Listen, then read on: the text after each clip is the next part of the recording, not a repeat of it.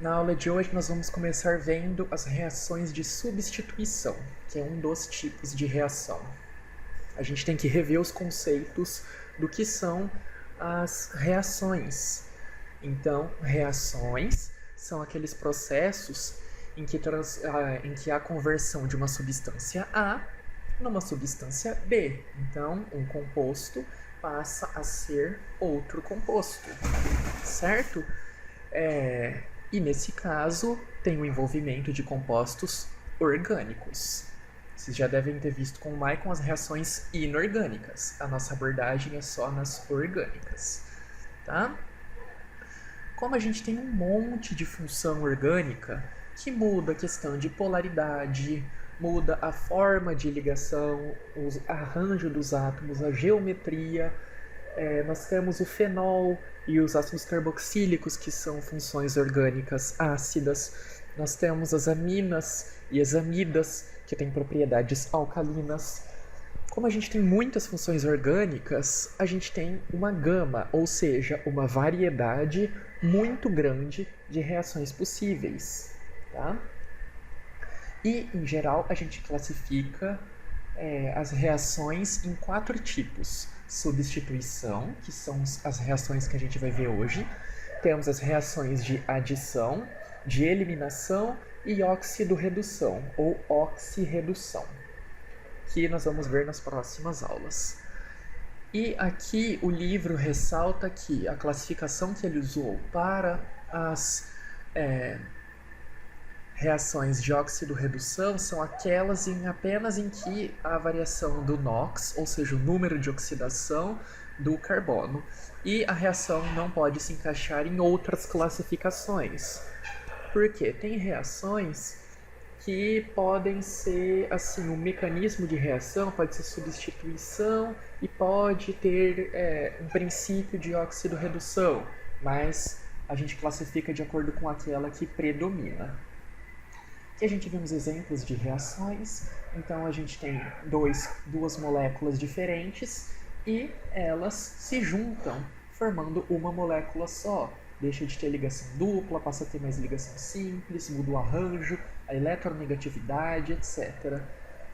E aqui é uma forma que a gente enxerga algumas reações, porque tem reações que liberam muita energia, então são explosivas, certo? Uma pena que a gente não pode fazer reações na sala de aula, até porque a gente está à distância, né? Senão seria bem mais fácil para a gente entender. Como que é o mecanismo dessas reações? O que significa mecanismo? Significa como ocorrem essas reações, tá? Então toda vez que eu estiver falando qual que é o mecanismo da reação, eu vou estar explicando o que acontece. Na teoria seria passo a passo, mas a gente vai ver de uma forma um pouco mais resumida. Então, para a gente ter uma reação química, a gente precisa da quebra de ligações e formação de novas ligações, certo? E essas ligações têm que ser com átomos ou em arranjos diferentes do que estava antes. Como a gente tinha visto, os compostos orgânicos possuem ligações covalentes, ou seja, compartilhamento de elétrons. Então, são essas as ligações que a gente tem que quebrar e reformar, certo? Para a gente quebrar uma ligação, a gente vai ter que ter uma absorção de energia. Então, a molécula vai ter que receber energia, né, vibrar até que ela fique instável e quebre essas ligações covalentes. Geralmente quebra uma de cada vez, tá? E essa energia inicial é chamada de energia de ativação, tá? Quando ela é suficiente para começar a reação. Porque pode ser que você fornece um pouco de energia, mas não é uma energia suficiente para a reação acontecer. Então você só, por exemplo, esquentou a amostra, tá? E nada aconteceu. Se você esquentou, ou seja, forneceu energia térmica, nos casos de reações que dependem desse tipo de energia, até um ponto que a reação ocorre, essa energia térmica vai ser equivalente à energia de ativação.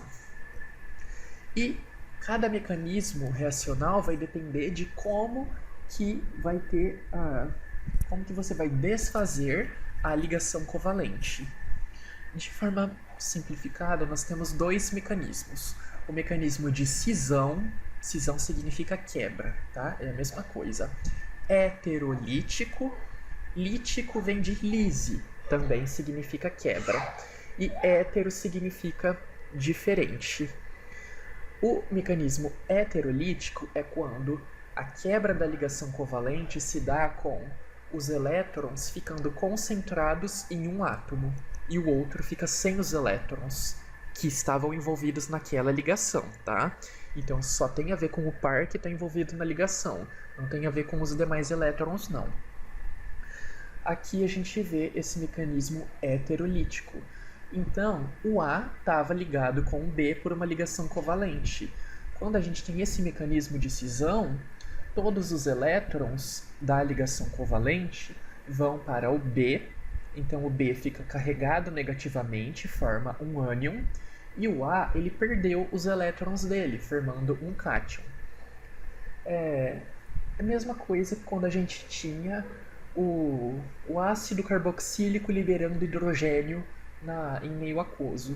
Então, a parte do ácido fica com carga negativa e o hidrogênio sai com carga positiva, sem levar os elétrons. Então, os intermediários são sempre iônicos, ok? E o segundo mecanismo mais comum é via radicais livres, sendo homolítico, ou seja, homo igual, lítico, lise, quebra, tá?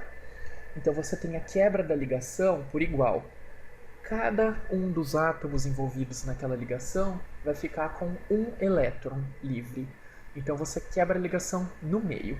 Esse elétron vai para o B e esse elétron vai para o A. O que acontece? Esse elétron fica desemparelhado. Tá vendo que eles estão na forma de bolinhas e não na forma negativa? Por quê? Porque eles se tornam radicais livres, tá? Eles não estão formando um par de elétrons livre, eles estão sendo um elétron solto em cada um. E para ter estabilidade, os orbitais têm que estar com dois elétrons emparelhados. Como aqui cada um só vai ter um elétron emparelhado, ou no caso desemparelhado, eles ficam extremamente reativos. Mas a gente vai ver isso mais de uma vez durante a aula. Tudo certo por enquanto? Tranquilo? Suponho que sim. Hoje nós veremos com enfoque nas reações de substituição. O que são as reações de substituição? São todas aquelas reações em que tem a retirada de um grupo e você insere outro. E esse grupo geralmente é um hidrogênio. Então, você tem uma molécula lá, sei lá, Y, você retira um hidrogênio dela e insere outro elemento como um cloro, tá? Então você substitui esse hidrogênio por outro elemento. Acontece principalmente em carbonos saturados, aqueles que só têm ligações simples, como todas essas funções, então alcano, alcool, aleto de alquila e compostos aromáticos. Mas composto aromático é insaturado. Mas como ele é aromático, lembra? Simples intercalada com dupla em um ciclo fechado, ele vai se comportar como um composto saturado. A gente vai ver isso mais pra frente no caso específico. Então, compostos saturados sofrem substituição e aromáticos. Os insaturados, que são aqueles que têm ligação dupla ou tripla, certo? Ou seja, tem uma ou duas ligações pi, eles não sofrem reação de substituição de forma fácil. Geralmente eles sofrem de adição. Por quê?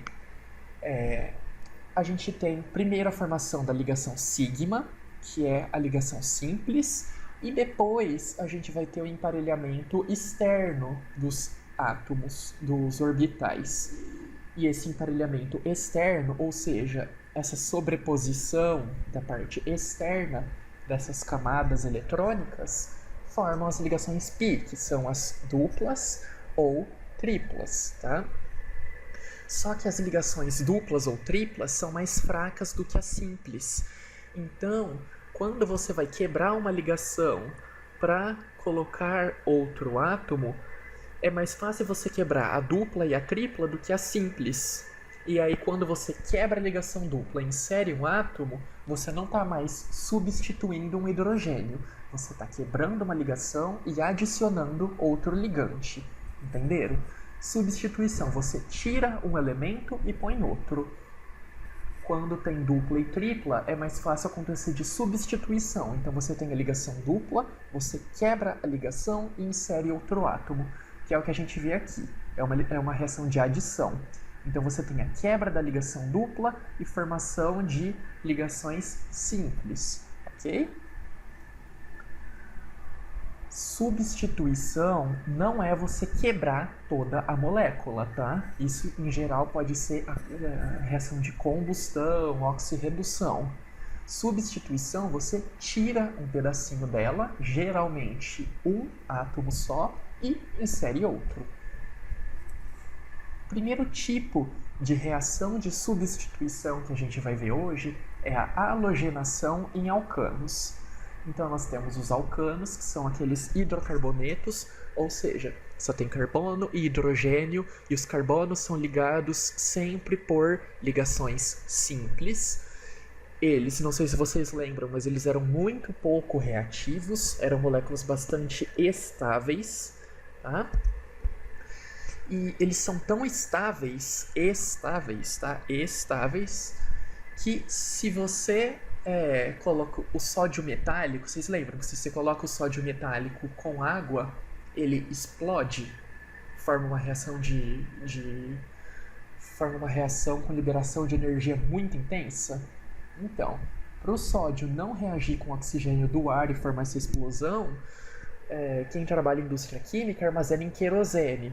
Querosene é uma mistura de hidrocarbonetos, inclusive vários alcanos.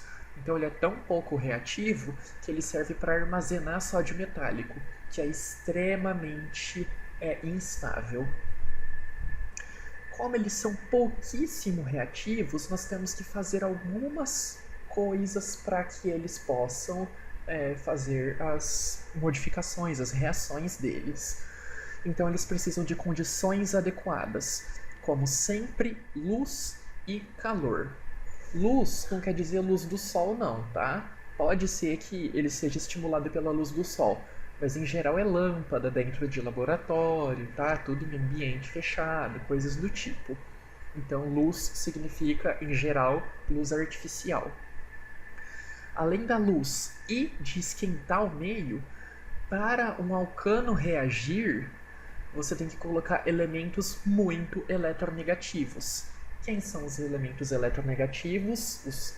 Em geral, principalmente os halogênios, como flúor, cloro, bromo, iodo. Tá? Por isso que chama halogenação em alcanos. Você tem um alcano e você adiciona um halogênio, que é o flúor, cloro, bromo, é toda aquela família de elementos. Eles reagem via radicais livres, então precisa da cisão homolítica, tá? Com o iodo é um pouquinho mais difícil de reagir com os alcanos, mas em condições adequadas é possível, tá? Então a gente vai ver principalmente flúor, cloro e bromo reagindo com alcanos. Aqui você tem o metano, que é o alcano mais simples de todos. Você tem um cloro na forma molecular, então um cloro gasoso. Se você fornece luz e aquecimento para ele, ele consegue formar o clorometano. Então tá vendo? Ó, esse hidrogênio aqui foi substituído por um cloro, mais formação de ácido clorídrico. E você pode substituir os hidrogênios 1, 2, 3, 4 vezes. Tá? Você pode ter várias substituições dos hidrogênios, desde que você tenha a estequiometria adequada. Então aqui, se você tem uma molécula de gás cloro, então 2 cloros ligados em uma molécula, um cloro vai reagir com o metano e o outro vai formar ácido clorídrico. E essa estequiometria é constante para essa reação. Então, para você ter 3 substituições em uma molécula de metano, você tem que pôr um metano e 3 cloros, tá? 3 moléculas de cloro gasoso. E aí você vai ter 3 substituições e a formação de 3 moléculas de ácido clorídrico, ok? Por que a gente precisa da luz e do calor? A luz, ela faz a clivagem da ligação do Cl2. Então você tem 2 moléculas de Cl, que são bastante eletronegativos, numa molécula apolar. Quando você dá a luz, você quebra essa ligação no meio e forma radicais livres. Então, cada cloro aqui, então A representa um cloro, B representa outro cloro. Cada cloro vai ficar com um elétron desemparelhado. E eles ficam extremamente reativos. Por isso que eles conseguem reagir com os alcanos. Aqui a gente vê como acontece. Então, a luz desemparelha. Aqui é um radical livre. O radical livre ataca o hidrogênio do metano e vai embora. O outro radical livre também quer se estabilizar. Então ele vai lá e se emparelha com o alcano que estava em forma de radical, ok? Aqui está desenhado. Então, primeiro tem a formação dos radicais livres de halogênio. Um dos 2 cloros, tanto faz qual, vai atacar o hidrogênio e rouba o hidrogênio da molécula de metano. Isso não é só para metano, tá? É qualquer alcano. Então, metano, etano, propano, butano, pentano, etc. Qualquer um deles pode acontecer isso. Rouba um hidrogênio e o alcano fica como radical livre. E aí ele fica muito reativo. Ele está muito reativo. E aí você tem outra molécula de cloro altamente reativo. O que eles fazem? Se juntam. E aí cada um tem um elétron para contribuir. Esses 2 elétrons se juntam e formam uma ligação covalente nova. Ok? Isso pode acontecer com esse radical livre interagindo com outro radical livre de cloro, como é no GIF, ou o radical livre do alcano pode interagir com uma molécula normal de cloro, tá? E aí, quando ele reage com essa molécula normal, o que acontece? É liberado outro cloro radical livre. Então, essa reação continua acontecendo em cadeia, tá? Por quê? Porque vai sempre liberando um radical livre faz liberar outro radical livre, até que quase todo mundo já se refez essas ligações e aí eles meio que sossegam e acaba a reação. Quando a gente tem alcanos com mais de 3 carbonos, então maior que o propano, tipo butano, pentano, hexano, a gente pode ter mistura de produto, como os isômeros de posição. Então não vai ser sempre o mesmo hidrogênio substituído. Uma hora pode ser o hidrogênio do carbono 1, outra hora pode ser o hidrogênio do carbono 2, outra hora pode ser o hidrogênio do carbono 5. E isso não é aleatório, essa substituição. Forma misturas, mas os compostos formados nessa mistura não são aleatórios. Então, você não tem, digamos assim, 50% de cada um dos compostos formados, se forem 2 produtos. Depende de 2 fatores a quantidade de cada produto final. A velocidade da reação, da substituição desse hidrogênio e quantos hidrogênios cada átomo de carbono tem. Como o carbono primário ele se liga em um carbono só, o que a gente pensa? Ele tem 3 hidrogênios, então a probabilidade de um halogênio radical livre interagir com um desses 3 hidrogênios é muito maior do que interagir com qualquer um dos outros, por probabilidade. Mas não é assim que acontece. Não é por probabilidade, tem uma seletividade. Por quê? Se a gente tem um carbono primário para ser substituído, a gente vê que quando acontece no carbono secundário, então se tem a possibilidade de ter um carbono secundário, a reação é quase 4 vezes mais rápida. Então a reação acontece muito mais rapidamente quando o carbono é terciário, depois quando o carbono é secundário e por fim quando o carbono é primário. Então se você vai ter uma mistura de produtos, você vai ter muito mais produto formado de carbono terciário do que de carbono primário. Por que isso acontece? Já que o carbono primário tem mais hidrogênios. Porque quanto mais substituição por outros carbonos tem, mais estável é o carbono da ligação. Certo? E como assim? A gente vai ver aqui. Quando vai formar um radical livre, se o carbono é primário, por exemplo, o radical livre vai ser formado aqui, o que acontece? Não tem ligantes por perto com muito efeito indutivo doador ou aceptor de elétrons. E o que acontece? A carga fica muito concentrada aqui. Se a carga fica muito concentrada nessa região, fica instável e a molécula quer reagir muito rápido. Por quê? Porque ela está instável, ela não gosta do jeito que ela está. Então, ela reagiria mais rápido. E essa reação pode ser tão rápida que a hora que o cloro vai e rouba o hidrogênio, ele está tão instável que o alcano vai lá e rouba o hidrogênio de volta. Tá? Então, na hora que vai acontecer essa reação, pode ser tão instável que ele pega e rouba o hidrogênio de volta e não dá nem tempo de vir outro cloro e se inserir naquela posição. Agora, quando a gente tem o terciário, que seria esse carbono aqui, ele vai ter vários efeitos indutivos doadores de elétrons. E o que acontece? Como a gente teve a perda de um elétron aqui na forma de radical livre, ele fica com menos densidade eletrônica, por isso que ele fica muito reativo.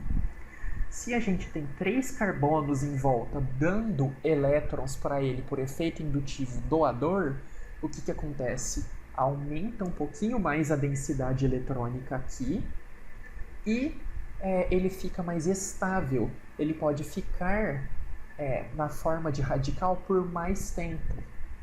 Quando ele fica por mais tempo na forma de radical livre, dá tempo suficiente para o halogênio vir e se encaixar também, certo? Então, quando ele é metil, ele é o menos estável de todos. Então, o metano, que foi o que eu mostrei a reação para vocês, ele é o menos estável de todos. Então, encostou, já reagiu. Pode ser que aquela reação que eu mostrei nem sempre ocorra com eficácia, porque rouba o hidrogênio dele, ele fala, opa, é meu, rouba de volta.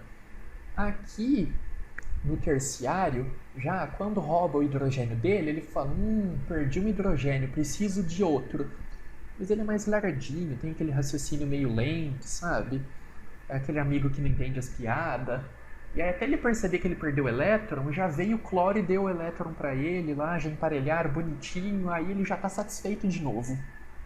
Tá? E dependendo da eletronegatividade dos halogênios, pode mudar a velocidade de reação. Então nós já vimos que quanto mais estável o carbono, ou seja, quanto mais efeito indutivo doador ele tiver, mais fácil vai ser de ocorrer a reação. Então por isso que forma muito mais halogenação no carbono terciário. E agora a gente vai ver quanto à eletronegatividade. Quando a reação é com o bromo, que é um pouco menos eletronegativo, ó, vamos ver a musiquinha, Fom, cloro, bromo, uísque, pH.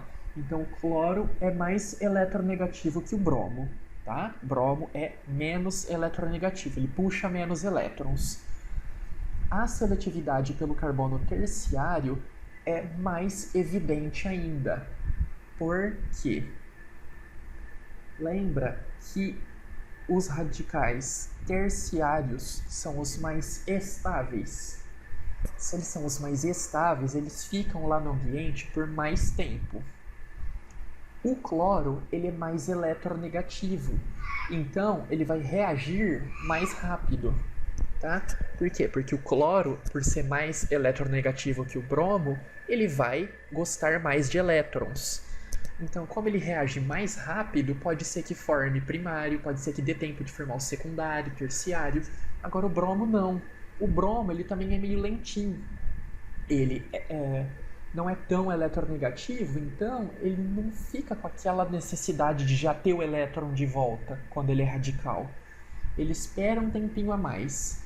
Então, como ele espera um tempinho a mais para reagir, e só as espécies terciárias, que são as que ficam por mais tempo lá, vai coincidir que o bromo vai reagir mais com as espécies terciárias. Se na sua reação não tem nenhum carbono terciário, só tem primário e secundário, a reação de substituição vai acontecer majoritariamente no secundário. E se só tiver primário, vai acontecer só no primário, ok? Certo? Então a preferência é quanto mais substituído. As alquilas são mais eletronegativas e podem manter o radical livre por mais tempo. Então, como o carbono terciário é por mais tempo, mais fácil de ocorrer a reação, principalmente quando você tem um halogênio menos eletronegativo, fica mais seletivo ainda, tá? E aqui é outra forma de ver o porquê que é mais fácil quebrar a ligação de um carbono secundário do que de um carbono primário. A energia necessária para quebrar a ligação de hidrogênio, a ligação covalente do hidrogênio com o carbono é 95 quilocalorias. Aqui são 3 quilocalorias a mais, então é um pouquinho mais difícil, tá? Aqui para vocês verem a reação quando tem 3 carbonos ou mais. Com a luz, você forma a cisão homolítica e forma o 1-cloropropano, ou 3, tanto faz, né? Lembra, eles são a mesma coisa, é só girar. A prioridade na numeração é quem está ligado no carbono mais da extremidade aqui. E forma 45% no carbono 1. No carbono 2, que é um pouquinho mais estável, fica um pouco mais de tempo lá, vai formar 55%. Então forma uma mistura, mas tem mais desse na mistura. Quando você usa bromo e o metilpropano. No carbono primário acontece 0,6%. Tá? Qualquer um dos carbonos primários, tá? Lembrando que eles são basicamente iguais se você olhar. Tá? Agora, então a probabilidade de substituir qualquer um desses 9 hidrogênios aqui é de 0,6%, enquanto a probabilidade de interagir com o terciário é de 99%. Por quê? O terciário estabiliza melhor o radical, fica por mais tempo, bromo é menos eletronegativo, fica por mais tempo na forma de radical e só essas espécies reagem. Entendido por enquanto? Tudo certo? O papagaio da minha avó que está em casa decidiu participar da aula. Não sei se vocês estão escutando ele falando no microfone, mas ele está aqui na minha perna. Vamos dar continuidade. Terrível papagaio que gosta de química. A gente tem reação de substituição também dos halogênios em aletos. Então você lembra que a gente formou um aleto? Agora a gente tem reações que substituem os halogênios dos aletos por outras coisas.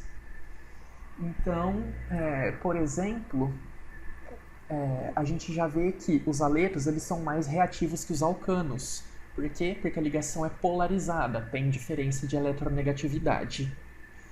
Aqui X, quando a gente fala de aleto, representa qualquer um dos halogênios, tá? Então fluor, cloro, não floro e cloro, flúor e cloro, bromo e iodo, tá? Então X pode ser qualquer um desses elementos. Como eles são eletronegativos, eles podem ter substituição por qualquer grupo que tenha um par de elétrons livre. E aí se liga no carbono parcialmente positivado. Então, o bromo, que é eletronegativo, atrai a nuvem eletrônica do carbono. O carbono fica parcialmente positivado. Como ele está parcialmente positivado, é possível que algum elemento com par de elétrons livre possa atacar, como essas bases. Tá? Então pode reagir com bases de Lewis, aquelas bases capazes de cederem par de elétrons, de receberem par de elétrons. Então, por que a gente não faz essa reação de inserir um OH direto no alcano? Porque o alcano ele é muito pouco reativo. Então, basicamente, a única reação que a gente consegue fazer com o alcano é a halogenação. Qualquer outra coisa que a gente quiser fazer com o alcano, a gente tem que primeiro halogenar para depois modificar de novo em outra reação, fazendo uma sequência de reações. Então, uma das principais reações de substituição dos aletos é a de hidroxilação. Então, você insere uma hidroxila.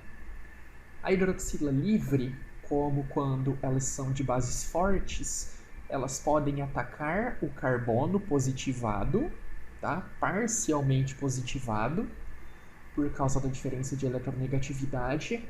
E, como ela entra, o carbono não pode ficar com 5 ligações. Entrou um, vai ter que sair outro. Quem que vai ser o mais fácil de sair? Vai ser o bromo, porque ele vai ter menos avidez por ficar lá naquele carbono, tá? Então, liga um com bastante elétrons e expulsa outro que também gosta de elétrons. A ordem de reatividade é do menos eletronegativo dos halogênios é mais rápido. Então, se a substituição aqui é por um iodo, a reação é mais rápida de todas. Por quê? Se esse elemento ele é menos eletronegativo, é um pouco mais fácil dele soltar. E por que é o halogênio que se solta e não o hidrogênio? Para a gente tirar o hidrogênio de uma molécula que não é ácida, a gente precisaria de fazer a cisão homolítica. Então a gente precisaria gerar radicais livres. Agora, os halogênios, eles podem sair na forma de ânion. Por quê? Porque eles suportam ficar com carga negativa. O hidrogênio ele não consegue sair com carga negativa de forma simplificada. Ok? Então aqui a gente faz uma cisão heterolítica. Por que heterolítica? A gente forma cargas e a molécula carregada ataca o carbono positivado, que libera outra molécula carregada, que fica lá no meio. Em geral, ela não volta a atacar de novo. Por quê? Como o oxigênio é muito eletronegativo, ele vai preferir ficar lá.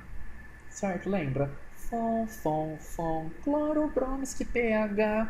O Fom é mais eletronegativo que o resto. Então, o oxigênio é mais eletronegativo. Ele entra, o bromo é bem menos eletronegativo que ele, então o bromo sai. Agora, substituir o flúor já é mais difícil, porque o flúor é o mais eletronegativo de todos. Então é quase impossível você conseguir fazer uma substituição de um flúor aqui, tá? Precisa de condições bem mais específicas.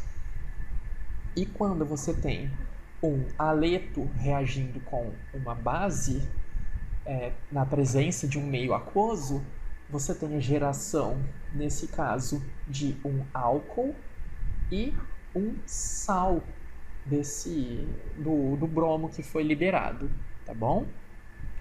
Agora, e quando você reage com outros tipos de base, que não sejam as bases de arrênios? Uma base de Lewis, por exemplo, ou de Bronsted-Lowry. Ela pode formar aminas, ok? Então pode se inserir aqui e forma uma amina. E aí tem a liberação de HI, que seria um ácido. Então pode ter formação de sal ou de ácidos, depende de qual a base que você vai colocar. Se é uma base de arrênio, se é uma base de Lewis. E a reatividade é maior em carbono terciário do que carbono secundário, do que carbono primário. Por quê? Porque o terciário aguenta melhor a carga se ele fica negativo, tá? E como na halogenação a gente forma muito mais do terciário, a gente vai ter muito mais do terciário para reagir e substituir esse elemento por uma hidroxila. Então, substituição nos alcanos de halogênio. Você substitui um hidrogênio por um halogênio. Substituição do halogênio em haleto, você substitui o halogênio por outro átomo. Não necessariamente o hidrogênio é substituído aqui, tá? Então, como que acontece? Olha, a hidroxila carregada negativamente vem, bate, desforma a ligação com o haleto é liberado para longe. E, como ele é menos eletronegativo do que o novo elemento que está aqui, ele não volta a reagir. Então, a reação é irreversível. Você só poderia ter uma nova substituição aqui se você achar algo mais eletronegativo que essa hidroxila, que seria um flúor, por exemplo. Certo? Depois que você já colocou uma hidroxila nessa molécula e formou um álcool, você pode substituir essa hidroxila por outras coisas.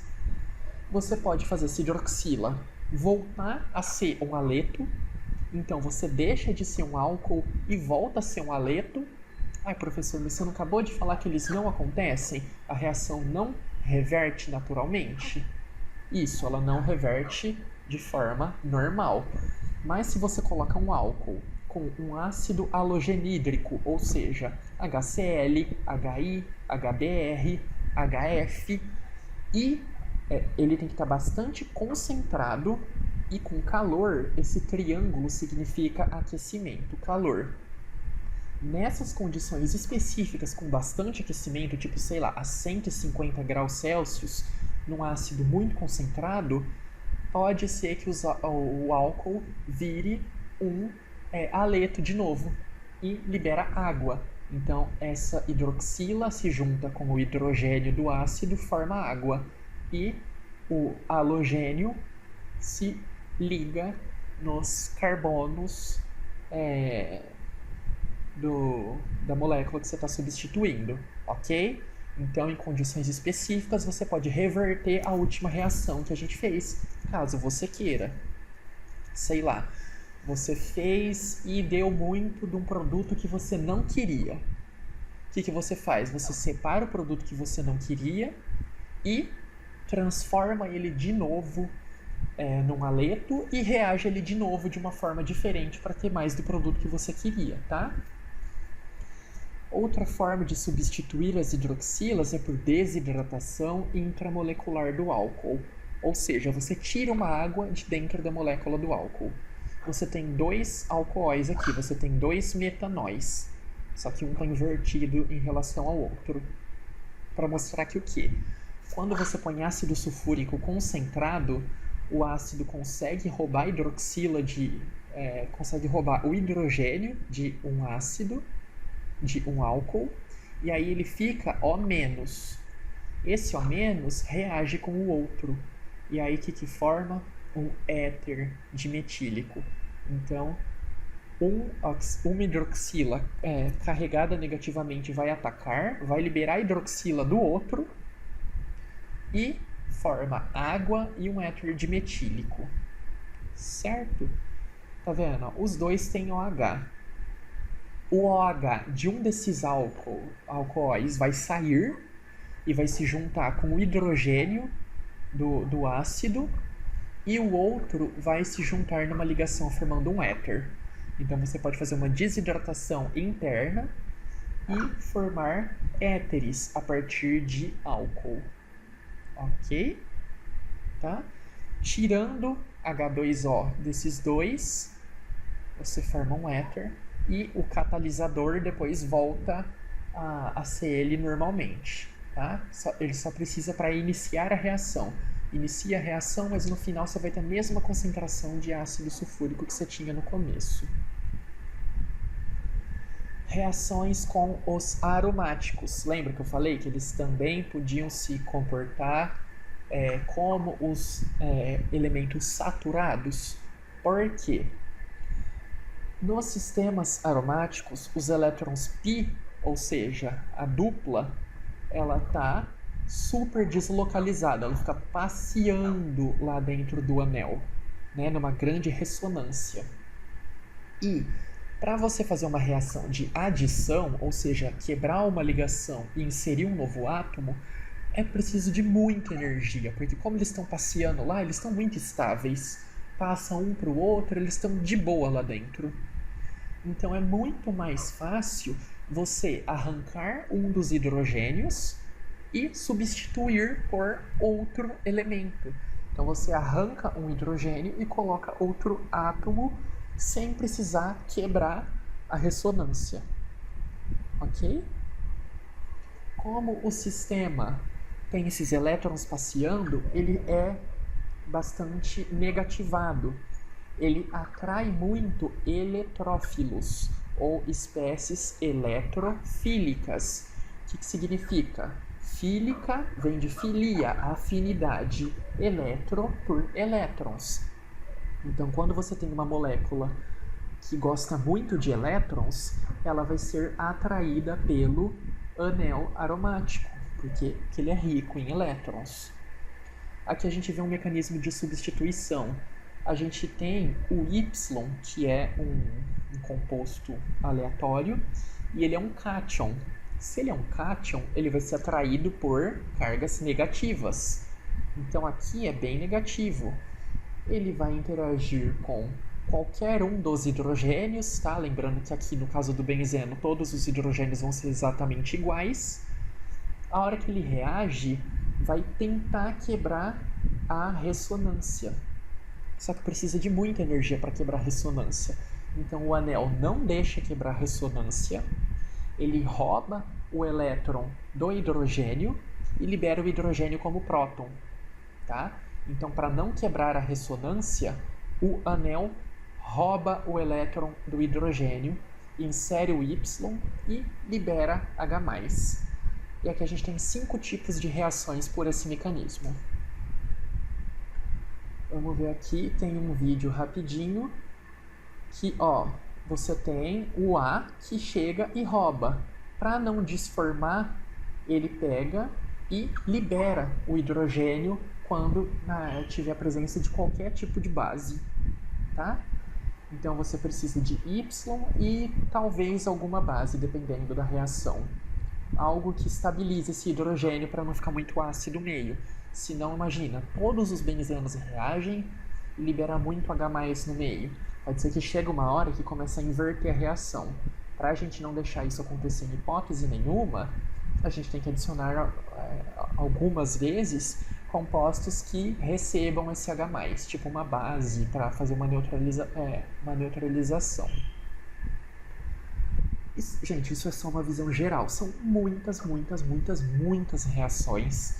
Isso, grande parte disso eu só aprendi na faculdade. Então vocês que estão em desespero, tipo, não vou nem prestar mais atenção na aula porque eu não estou entendendo nada. Calma. O importante é você entender que substituição, você substitui um átomo pelo outro, tem vários tipos, pode precisar de catalisador. Basicamente isso, tá? Entender que a cisão homolítica, heterolítica, homolítica para alcano sempre. E heterolítica e homolítica pode ser para outros também, mas sempre alcano homolítica. Para a gente fazer a nitração. O que é nitração? Inserir um grupo nitro, ou seja, um NO2. O que a gente tem que fazer no benzeno? Primeiro, a gente tem que colocar os catalisadores. Então, não é só colocar benzeno e o nitro que eles vão reagir. Você precisa de colocar ácido sulfúrico concentrado e ácido nítrico, que também é um ácido forte, concentrado. Você vai gerar essa NO2 positivado, tá vendo? Quando o NO2 fica positivado, depois dessa reação aqui, ele fica muito eletrofílico, ele fica em desespero para ganhar elétrons. Então, assim na forma ácida, ele é pouco reativo. Na forma iônica, ele é bastante reativo. E aí ele ataca qualquer um dos hidrogênios aqui e forma o nitrobenzeno mais água, certo? Sulfonação. Também precisa de uma etapa inicial, em que você põe ácido sulfúrico bastante concentrado e calor, põe muito calor. Ribeirão Preto, aqui tá acontecendo isso daqui toda hora, pelo jeito, de tão calor que tá. E o que acontece quando você faz com calor? Libera SO3. SO3 é bastante reativo também, tá? Você está vendo que ambos usam ácido sulfúrico, só que aqui põe ácido nítrico e aqui ácido sulfúrico com calor. Forma SO3 e o SO3 ataca aqui, tá? Consegue atacar o ácido, pega H+ da solução e se estabiliza assim, ok? Isso é uma forma bem geral das reações. Halogenação em aromáticos. Como que acontece uma halogenação em aromáticos? É por cisão heterolítica. Lembra que para os alcanos, ou seja, as moléculas saturadas, a gente precisava de cisão homolítica, ou seja, fazendo radicais livres. Aqui precisa ser heterolítica, formando Cl+, por exemplo, que é muito difícil de formar em condições normais. Como que você vai fazer para formar o Cl+? Você precisa acrescentar ácidos de Lewis no meio da reação. Então, essa reação só acontece de halogenação se você tem um ácido de Lewis no meio, como o AlCl3, o BF3 ou ferro. Aí aqui pode ser Cl3, pode ser I3, BR3, etc. Por quê? Porque cria a geração dos halogênios catiônicos altamente reativos, e aí sim eles conseguem se inserir aqui no anel e liberar ácido clorídrico. Ok? Se você colocar luz e calor, o que vai acontecer nessa reação? Vai ter preferência por cisão homolítica, que não é o que a gente quer. A homolítica é para a formação de alcanos, né, substituídos. Aqui a gente quer a heterolítica, com ácidos de Lewis, aquelas espécies capazes de doarem os prótons, lembra? Então faz a doação de prótons. Então tem a acepção, ou seja, recebe par de elétrons livre. Ok. Igual nos conceitos que a gente tinha visto na última aula. Então lembrem, ácidos de Lewis, tá? É aqueles que podem receber e ficar negativamente carregados. Acho que a gente pode terminar aqui no slide 17.